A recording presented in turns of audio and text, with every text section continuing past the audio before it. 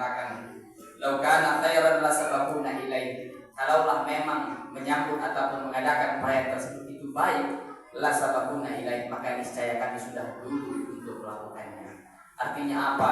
Di dalam ajaran agama Islam tidak ada perayaan tahun baru Masehi. Sehingga di sini kita kaji dampak negatif yang timbul daripada perayaan tahun baru. Apa dia? Yang pertama, dampak negatif menyambut tahun baru itu ialah tasabbuh, meniru-niru.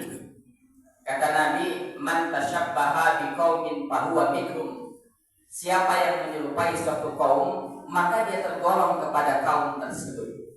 Jadi kalau orang Muslim ikut-ikutan menyambut tahun baru, maka dia sama seperti orang Yahudi, Nasrani ataupun Majusi. Kenapa? Karena mereka yang mengadakan acara ataupun sambutan tahun baru Masehi. Kemudian yang kedua, dampak negatif daripada tahun baru Masehi itu ialah perbuatan bid'ah. Kullu bid'atin dhalalah wa kullu dhalalatin finnah. Di mana bid'ahnya?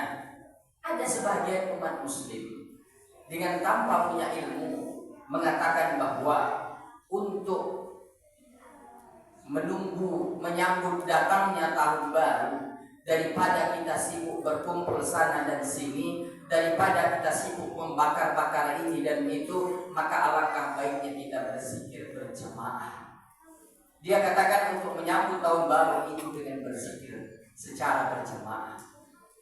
Apakah ada tuntunannya, aturannya dari Allah dan Rasulullah SAW?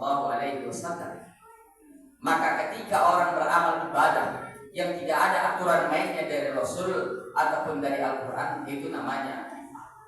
Maka oleh sebab itu, orang yang berzikir secara berjamaah untuk menyambut datangnya tahun baru itu adalah perkara bid'ah. Maka sama kalau kita bandingkan dengan orang yang rajin sholat, dia rajin beribadah, tapi dia tidak punya ilmu. Kata Nabi, "An-naumu 'alim khairun min ibadatika jahlin." Tidurnya orang yang alim, yang berilmu itu lebih baik daripada beramal ibadah orang yang bodoh. Orang kalau tidak memahami tentang konsep agama, dia hanya tahu beribadah, tapi dia tidak tahu ibadahnya apakah memenuhi syarat untuk diterima Allah. Dia tidak tahu ibadahnya apakah ibadah yang digunakan itu, yang dikerjakan itu, apakah sunnah, apakah itu wajib, apakah sudah memenuhi standar rukun. Dia tidak tahu, tapi dia hanya tahu sholat. Maka kata Nabi, lebih baiklah orang yang berilmu yang tidur daripada orang yang beramal ibadah namun tidak tahu apa yang diamalkan. Kemudian yang ketiga, dampak negatif daripada perayaan tahun baru tersebut ialah terjerumus dalam keharaman. Haram dengan mengucapkan kata-kata selamat hari Natal ataupun selamat hari tahun baru. Kenapa? Karena dalam Islam tidak ada hari Natal. Orang yang percaya, orang yang mengucapkan kata-kata selamat hari Natal secara tidak langsung dia mengimani, dia mempercayai bahwa Tuhan itu ada 3. Dia mengucapkan selamat hari Natal tersebut. Lantas ada sebagian orang Muslim mengaku beriman kepada Allah, mengatakan bahwa itu kan hanya sekedar ucapan, hanya sekedar untuk menghargai kita yang hidup bernegara. Lantas kalaulah memang itu hanya sekedar ucapan, mengucapkan selamat hari Natal ataupun selamat hari tahun baru kepada kaum non-muslim, kalaulah itu memang hanya sekedar ucapan, coba kita balik. Sudahkah mereka mengucapkan walaupun hanya beberapa kata, asyhadu an la ilaha illallah wa asyhadu anna muhammadar rasulullah? Kalau memang itu tidak berubah tauhid, karena pasti mereka paham ucapan asyhadu an la ilaha illallah wa asyhadu anna muhammadar rasulullah itu mengubah akidah. Itu bersaksi bahwa Tuhan hanya Allah, Muhammadlah utusan Allah. Begitu juga sebaliknya dengan mengucapkan kata-kata selamat hari Natal, orang yang percaya bahwa Tuhan itu ada 3. Maka oleh sebab itu, orang yang mengucapkan selamat hari Natal dan menurutnya itu hanya sekedar ucapan, maka secara tidak langsung akidahnya pun telah bergeser di hadapan Allah Subhanahu wa Ta'ala. Kemudian berikutnya, dampak negatif daripada perayaan tahun baru itu ialah melalaikan perkara yang wajib. Mana perayaan ataupun menyambut tahun baru biasanya itu bermalam-malam.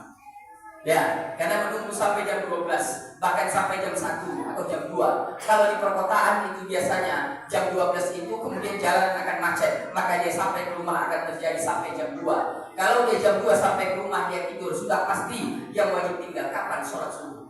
Sholat subuhnya akan tinggal kalau dia begadang di malam hari. Maka gara-gara perkara yang bid'ah, perkara yang tidak dibolehkan dalam agama, dia tinggalkan perkara yang wajib yang seharusnya dilakukannya. Maka itu merupakan dampak negatif daripada perayaan tahun baru.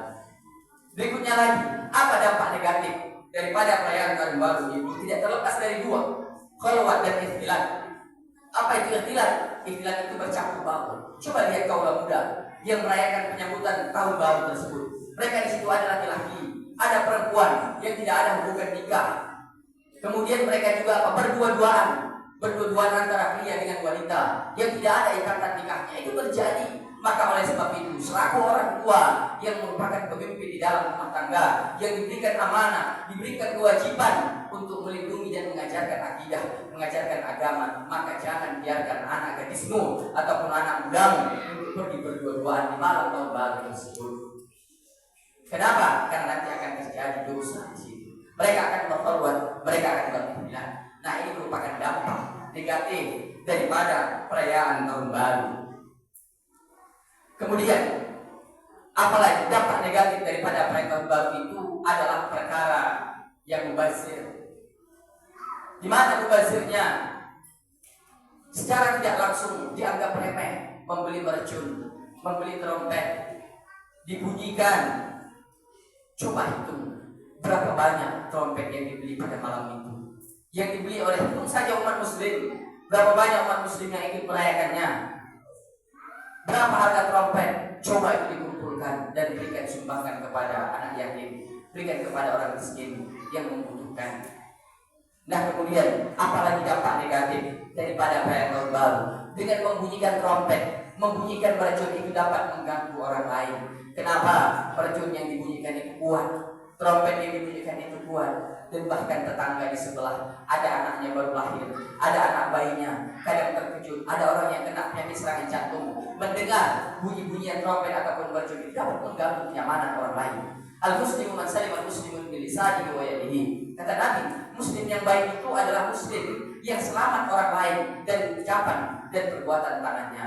Maka oleh sebab itu, janganlah gunakan untuk mercun, gunakan untuk membunyikan trompet. Walaupun kelihatan sepele, tapi itu merupakan hal yang tidak baik dan merupakan dampak negatif terhadap kaum muslimin yang lain. Kaum muslimin jemaah-jemaah yang dirahmati Allah Subhanahu wa taala. Kiranya kalau kita memang merasa bulan ataupun tahun Masehi itu berada di penghujung, maka apa yang harus kita lakukan? Sedianya kita istighfar, tanya hati, kita bermuhasabah diri. Apa yang sudah kita lakukan selama setahun ini? Bagaimana kita? Dari